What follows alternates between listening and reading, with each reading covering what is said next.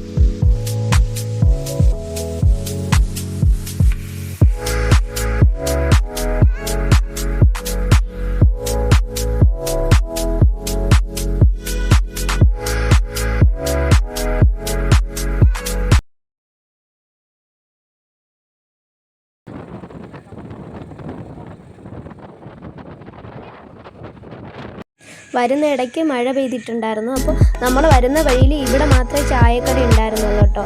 അപ്പോൾ പിന്നെ ഇവിടെ ഇറങ്ങി ചായയൊക്കെ കുടിച്ചു. നമ്മൾ മഴ തോന്നിയിട്ടാണ് പിന്നെ യാത്ര തുടങ്ങിയത്.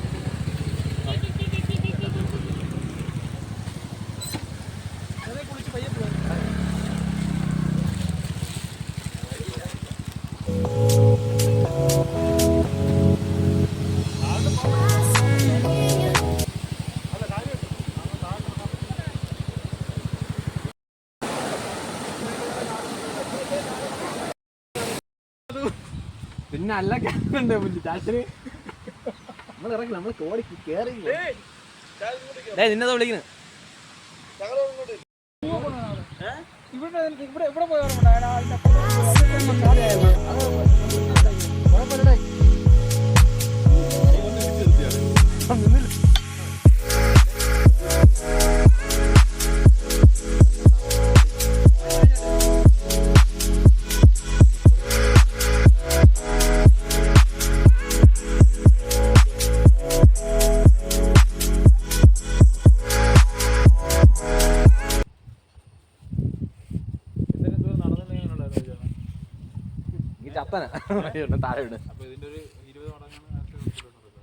ഇതാണ് കേട്ടോ ബോണക്കാടത്തെ എസ്റ്റേറ്റ് ബംഗ്ലാവ്. ആ പ്രാർത്ഥന ഞാൻ കണ്ടു.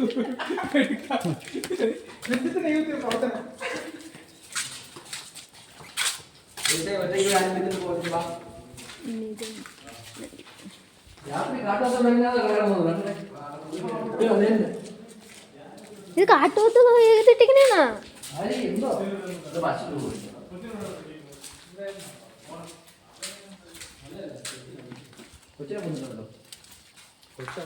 വൈകുന്നേരം പോകുമ്പോ കൊച്ചിനടിക്കാനുള്ള കുഴപ്പമായി ശരീരത്തിൽ പ്രാധാന്യം ചേർന്ന് പറഞ്ഞ ഇടിയാണ്.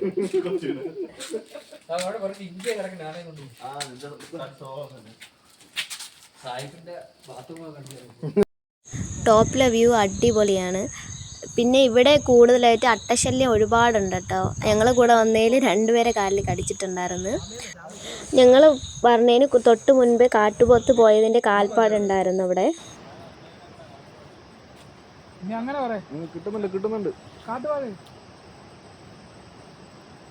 കിട്ടുന്നുണ്ട്